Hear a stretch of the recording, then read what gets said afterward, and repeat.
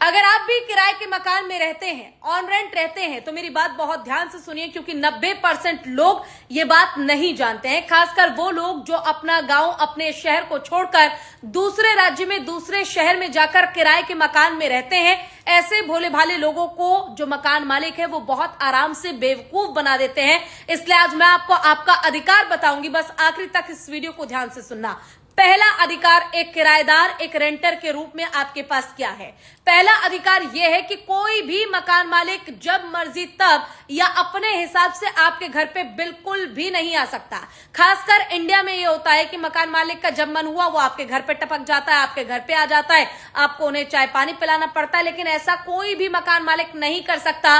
भारतीय कानून के हिसाब से ये आपके निजीकरण का उल्लंघन है, क्योंकि आपकी निजी जिंदगी में, आपकी पर्सनल लाइफ में कोई भी इंटरफेयर नहीं कर सकता। इसलिए मकान मालिक को आपको कम से कम 24 घंटे पहले बताना होगा कि वो आपके घर पे आने वाले हैं, या फिर आपको फोन करके, अगर वो नीचे रहते हैं और आप उनके मकान में ऊपर रहते हैं, तो भी आपके रूम पे आने से पहले आपको कॉल करके, फोन करके उन्हें बताना ही होगा। यानी एक बार आपको सूचित करना बहुत जरूरी है। दूसरा अधिकार, कोई भी मकान मालिक कभी भी अपनी मर्जी के हिसाब से रेंट यानी किराया घर का नहीं बढ़ा सकता है, और इसके लिए स्टेट रेंट कंट्रोल एक्ट है, जिसके तहत हर एक राज्य में कितना % रेंट कब बढ़ना है यह तय किया जाता है। और अगर मकान मालिक उसका भी उल्लंघन करते हुए रेंट बढ़ा रहा है तो उसे किराएदार को कम से कम 3 महीने पहले बताना होगा। अगर वो एकदम आपको अचानक से झटका देता है किराया बढ़ाने का, तो आप उसकी कंप्लेन 112 नंबर पे कर सकते हैं। और सबसे बड़ी बात यह है कि आपको घर खाली करने की जरूरत बिल्कुल भी नहीं पड़ेगी।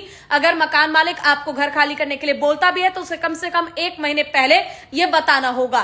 तीसरा अधिकार, आपके घर में अगर कोई भी अप्लायंस लगा हुआ है, मान लीजिए मकान मालिक की ओर से आपको fridge, AC, washing machine, TV कुछ भी दिया गया है, तो अगर वो खराब हो जाए तो इसका पूरा खर्चा यानी उसे ठीक कराने की जिम्मेदारी सिर्फ और सिर्फ मकान मालिक की होती है, किराएदार की नहीं होती।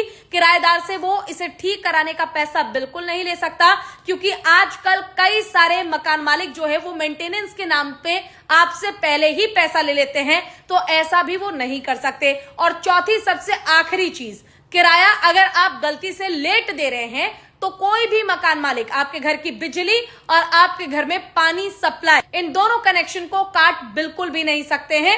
अगर वो ऐसा करते हैं तो भी आप उसकी कंप्लेन पुलिस में आराम से कर सकते हैं। तो ये 4 बड़े अधिकार हैं जिसके बारे में आपका जानना जरूरी था। वीडियो को लाइक कीजिए, शेयर कीजिए और ध्यान रखिएगा।